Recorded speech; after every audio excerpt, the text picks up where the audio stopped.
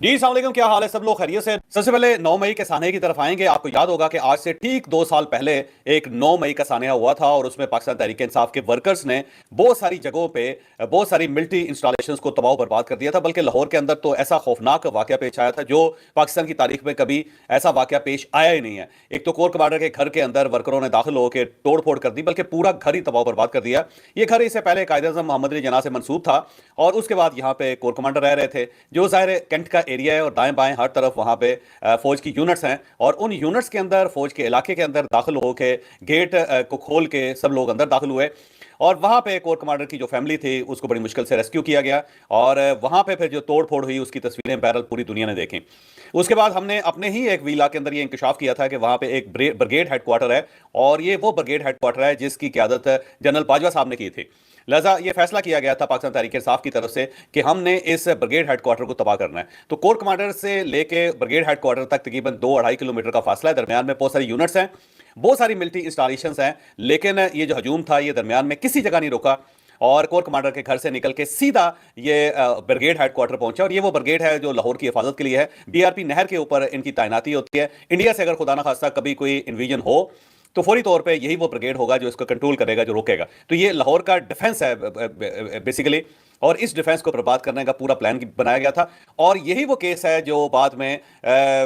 General فیض حمید صاحب کے گلے پڑا، کیونکہ جنرل فیض حمید صاحب کے علاوہ کوئی شخص یا فوج کے اندرونی لوگوں کے علاوہ کوئی شخص اس برگیڈ کی انسٹالیشنز یا اس برگیڈ کی سینسٹیوٹی سے واقف نہیں تھا۔ بلکہ جب بھی کوئی آرمی چیف بنتا ہے کسی یونٹ کا یا کسی برگیڈ کا، تو پھر اس برگیڈ کے ہیڈ کوارٹر کے اندر اس کی ایک کرسی رکھی جاتی ہے، اور جو ایک سمبولک ہوتی ہے، جو ایک سمبل ہوتا ہے، اور وہ آنے والے جو نئے سولجرز ہوتے ہیں ان کے لیے یہ ایک نشان ہوتا ہے کہ ہمارا جو اسی بیرکس کے اندر رہنے والا شخص یا اسی کو کمانڈ کرنے والا شخص بعد میں آرمی چیف بنا تھا، اور جو پاکستان کی افواج دنیا کی بہترین افواج میں سے شمار ہوتی ہے۔ تو دنیا کی بہترین افواج کا جو سربراہ تھا اس کا اسی برگیڈ ہیڈ کوارٹر کے ساتھ تعلق تھا، یا ہماری ریجمنٹ کے ساتھ اس کا تعلق تھا، یا وہ انہی کوریڈورز کے اندر پھرتا تھا۔ لہذا اس کی وہاں پہ کرسی رکھی جاتی ہے، اور کرسی جو ایک سمبل ہے جس کو ظاہر ہے پھر سارے جو اس برگیڈ کے یا اس ریجمنٹ کے جو لوگ ہیں اس کو سلوٹ بھی کرتے ہیں اور ایک پرائڈ بھی فیل کرتے ہیں۔ تو وہاں پہ جنرل باجوہ صاحب کی کرسی بھی رکھی ہوئی تھی، ساتھ ساتھ وہاں پہ جو لاہور اور انڈیا کا جو بارڈر ہے اس کا جو ڈیفنس ہے اس کے نقشے بھی تھے کہ اگر جنگ ہو جاتی ہے تو کس طرف سے پاکستان نے ڈیفینڈ اپنے آپ کو کرنا ہے، یا پاکستان کو کرنا ہے، یا لاہور کو کرنا ہے۔ بہرحال قصہ مختصر، عباس فاروق صاحب کی سربراہی میں ان کی قیادت میں پاکستان تحریک انصاف کے ورکرز وہاں گئے تھے، اور وہاں جا کے انہوں نے بہت توڑ پھوڑ بھی کر دی تھی، اس کرسی کو بھی توڑا جو جنرل باجوہ سے منسوب تھی، اور اس کے ساتھ ساتھ وہاں پہ جو آپریشن روم تھا فوج روکتی رہ گئی، فوج کے سولجرز روکتے رہ گئے، لیکن وہ اس کے اندر بھی داخل ہوئے اور وہاں پہ توڑ پھوڑ بھی کی، اور جو نقشے تھے ڈیفنس کے وہ بھی وہاں سے چوری کر لیے گئے، اور اس کو اب افواج پاکستان 2 سال لگا کے بڑی مشکل سے ریکور کر رہی ہے، اور اب بھی بہت ساری چیزیں اس کے اندر سے مسنگ ہیں، لیکن اس کے باوجود ظاہر ہے یہ ایک انسیڈنٹ ہوا، اور یہ وہ انسیڈنٹ ہے جس کی نظیر، جس کی مثال 1971 کے واقعات کے اندر بھی نہیں ملتی۔ اس وقت بھی پاکستان افواج کی انسٹالیشنز پہ اس طرح حملے نہیں ہوئے تھے، اس طرح کور کمانڈر کے گھر کے اندر لوگوں نے داخل ہو کے توڑ پھوڑ نہیں کی تھی جو 9 مئی کو کی گئی۔ اور اس کے بعد ظاہر ہے پھر کیسز بنے، پھر بہت سارے لوگ گرفتار ہوئے، بلکہ ایک بہت سارے لوگوں کی یہ انفارمیشن بھی ہے کہ اس وقت افواج پاکستان نے فیصلہ کیا، بلکہ پاکستانی فوج کی قیادت نے فیصلہ کیا کہ اب انف از انف، اور اب اس کے علاوہ کوئی آپشن نہیں ہے کہ اس فتنے کو، اس انتشار کو روکا جائے۔ تو اس کے بعد گرفتاریاں ہوئیں، گرفتاریاں ہونے کے بعد پھر ملٹری ٹرائل شروع ہوا، لیکن پھر اسے جو ہائی کورٹس نے بھی روک دیا، اور سپریم کورٹ آف پاکستان میں بھی اس کے خلاف پٹیشنز ہو گئیں، پھر اس کو روک دیا گیا، پھر یہ سلسلہ رکا رہا۔ اس طرح 2 سال گزر گئے، اس میں بہت سارے ایسے لوگ ہیں جنہوں نے سزائیں پوری کر لی، ان کو رہا بھی کر دیا گیا، بہت سارے ایسے لوگ ہیں جو جیلوں کے اندر ہیں، ساتھ ساتھ کیس انسداد دہشت گردی کے عدالت میں بھی چل رہے ہیں۔ تو 2 سال چلنے کے باوجود ان کیسز کا فیصلہ نہیں ہو سکا، تو اب سپریم کورٹ آف پاکستان نے یہ حکم جاری کیا ہے کہ 4 مہینے کے اندر اندر آپ نے تمام کیسز کو وائنڈ اپ کرنا ہے۔ جب یہ حکم جاری کر دیا گیا تو اس کے بعد پاکستان تحریک انصاف کے وکلاء نے راستہ روکنا شروع کر دیا، انہوں نے انصاف کے راستے میں رکاوٹیں کھڑی کر دی، اور ان کی طرف سے بار بار یہ کلیم کیا جا رہا تھا کہ جناب یہ 4 مہینوں کے اندر کیس وائنڈ اپ نہیں ہو سکتے۔ عمران خان صاحب کے اوپر 300 کیسز ہیں، تو ان 3 کیسز کی ہیئرنگ 4 مہینوں کے اندر کیسے ہوگی؟ بلکہ سب لوگوں کا کہنا تھا کہ اگر ان تمام کیسز کو نارمل روٹین سے چلایا جائے تو 136 سال چاہیے ان کیسز کو وائنڈ اپ ہونے کے لیے۔ اس ٹائپ کی جو بہت زیادہ بحث اور دلائل جو ہیں سپریم کورٹ آف پاکستان میں بھی دیے گئے، اور ساتھ ساتھ ہائی کورٹس کے اندر بھی دیے گئے، لیکن جو ایسا لگتا ہے کہ supreme court of Pakistan committed ہے، chief justice of Pakistan committed ہے، ان کا یہ کہنا ہے کہ ان کیسز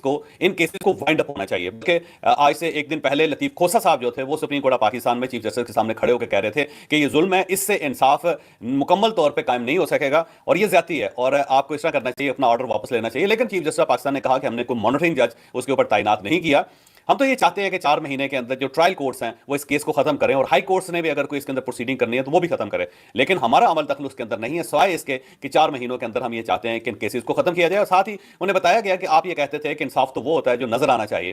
تو ہم یہ چاہتے ہیں کہ انصاف جو ہے نظر آئے، بجائے اس کے کہ ہم اس کو ڈیلے کرتے رہیں اور طول دیتے رہیں، تو طول بھی نہیں دینا چاہیے اور اسے ڈیلے بھی نہیں کرنا چاہیے، اور مکمل طور پہ انصاف کو ہوتا ہوا نظر آنا چاہیے۔ تو سپریم کورٹ آف پاکستان کی طرف سے، چیف جسٹس آف پاکستان کی طرف سے پاکستان تحریک انصاف کا جو موٹیو ہے، جو ان کا منشور ہے، جو ان کے پرانے مطالبات ہیں، ان کو سامنے رکھا گیا کہ جناب آپ تو یہی چاہتے تھے کہ فوری طور پہ انصاف ہو، تو اب یہ فوراً انصاف ہو رہا ہے، اور ہم یہ چاہتے ہیں کہ میکسیمم کیسز جو ہیں 6 مہینوں میں وائنڈ اپ ہو جانے چاہیے، جبکہ اس کو تو 2 سال ہو گئے ہوئے ہیں۔ تو اس کے بعد ظاہر ہے پھر رک گئے لطیف کھوسہ صاحب بھی، اس سے پہلے ظاہر ہے سلمان اکرم راجہ صاحب بھی عدالت کے اندر پیش ہوئے تھے، لیکن انہیں بھی یہ بتایا گیا کہ انصاف فوراً ہونا چاہیے، آپ کا جو کلیم تھا اس کے مطابق ہو رہا ہے۔ لیکن بہرحال اب لطیف کھوسہ صاحب بھی مان چکے ہیں کہ جناب میاں نواز شریف صاحب کے ساتھ بڑا ظلم ہوا تھا پاناما کیس کے اندر، ایک مانیٹرنگ جج طے کر دیا گیا تھا سپریم کورٹ آف پاکستان کی طرف سے، اور اس وجہ سے انصاف نہیں ہو سکا۔ تو ہم نہیں چاہتے کہ جس طرح میاں نواز شریف کے ساتھ بے انصافی ہوئی تھی اسی طرح ہمارے ساتھ بھی بے انصافی ہو۔ لیکن بہرحال سپریم کورٹ آف پاکستان میں اب کوئی بس نہیں چل رہا پاکستان تحریک انصاف کا، اور اب کیسز دھڑا دھڑ چل رہے ہیں۔ تو آج 13 کیسز تھے، مقدمات تھے انسداد دہشت گردی کی عدالت میں، جس میں ظاہر ملزمان کو طلب کیا گیا تھا۔ 4 کیسز ہیں، 4 کیسز بڑے کیسز ہیں، بڑے انسیڈنٹس ہیں، جن کے اوپر 13 مقدمات بنے ہوئے تھے۔ اس میں کچھ لوگ جو ضمانت پہ رہا ہو گئے تھے، ان سب کی ضمانتیں منسوخ ہو گئی، جس میں 2 لوگ بڑے اہم ہیں۔ راجہ بشارت صاحب ہیں، راولپنڈی کے ساتھ ان کا تعلق ہے، پاکستان مسلم لیگ نون میں تھے، یہ پاکستان مسلم لیگ نون میں تھے، پھر یہ کاف لیگ میں چلے گئے، پھر اس کے بعد کچھ پاکستان پیپلز پارٹی کے ساتھ بھی ان کا دو پیچ چل رہا تھا، لیکن پھر پاکستان پیپلز پارٹی میں شامل نہیں ہوئے، پھر یہ پاکستان تحریک انصاف کے اندر شامل ہو گئے، پھر یہ منسٹر بھی رہے پنجاب کے، سینئر منسٹر بھی رہے پنجاب کے۔ اس کے بعد 9 مئی کے کیسز ہیں ان کے اوپر، اور یہ ضمانت کے اوپر رہا ہوئے، لیکن ان کی ضمانت منسوخ کر دی گئی ہے۔ ثنا جاوید صاحبہ، جن کا تعلق پاکستان تحریک انصاف کے ساتھ ہے، اور یہ یوٹیوبر ہیں بیسیکلی، ان کے جو والد ہیں وہ پاکستان پیپلز پارٹی کے ورکر تھے، لیکن ان کی جو دونوں صاحبزادیاں ہیں، یعنی صنم جاوید اور ان کی جو دوسری ہمشیرہ ہیں، وہ پاکستان تحریک انصاف ہیں۔ ٹک ٹاک کی وجہ سے یہ پاپولر ہوئی تھی، اور 9 مئی سے ریلیٹڈ ان کے خلاف بھی مقدمات تھے، پھر یہ بہت عرصہ لاہور کے اندر جیل کے اندر بند بھی رہی، پھر انہیں ضمانت پہ رہا کر دیا گیا۔ تو آج ان کی ضمانت منسوخ ہو گئی ہے اور ان کی گرفتاری کا حکم بھی جاری کر دیا گیا ہے۔ 26 اپریل اگلی تاریخ دی گئی ہے۔ مجھے لگتا ہے کہ بڑی تیزی سے یہ کیس وائنڈ اپ ہوں گے، اور یہ صرف راولپنڈی اسلام آباد کے کیس جلدی وائنڈ اپ نہیں ہوں گے، بلکہ لاہور کے کیسز جو ہیں ان کو بھی پر لگ رہے ہیں، اور وہ بھی بڑی تیزی سے اب اپنے منطقی انجام کی طرف بڑھ رہے ہیں۔ مجھے لگتا ہے کہ 4 مہینے کے اندر، بلکہ اب تو 3.5 مہینے رہ گئے ہیں، ان کیسز کا فیصلہ ہو جائے گا، جس میں عمران خان صاحب کو بھی سزا ہو جائے گی، شیخ رشید صاحب کو بھی سزا ہو جائے گی، فواد چودھری صاحب کو بھی سزا ہو جائے گی، اس میں یہ بھی ذہن میں رکھیے گا۔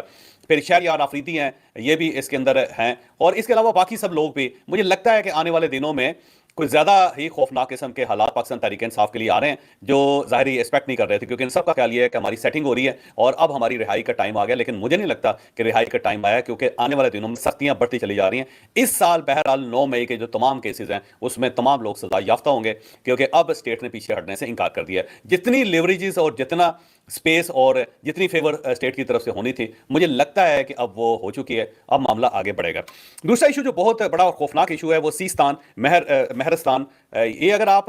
بلوچستان کا نقشہ دیکھیں تو ایک بلوچستان کا بڑا حصہ پاکستان میں ہے، اور دوسرا اتنا ہی حصہ ساتھ ایران کے اندر ہے۔ تو وہ بلوچ ٹرائب جو پاکستان کے اندر ہے، وہی بلوچ ٹرائب ایران کے اندر بھی ہیں، اور ویسی ہی زمین ہے اور ویسے ہی پہاڑ ہیں، ویسے ہی خشک علاقہ ہے، لیکن وہاں پہ انفراسٹرکچر پاکستان کے مقابلے میں زیادہ اچھا ہے۔ تو پاکستان سے بہت سارے لوگ ایران کے اندر کام کرنے جاتے ہیں، بالخصوص ساؤتھ پنجاب کے لوگ جاتے ہیں، یہ وہاں پہ موٹر میکینک کا کام کرتے ہیں، کیونکہ وہاں پہ ڈینٹنگ پینٹنگ کا بہت زیادہ کام ہے، اور ساتھ موٹر اگر خراب ہو جائیں، یعنی گاڑیاں خراب ہو جائیں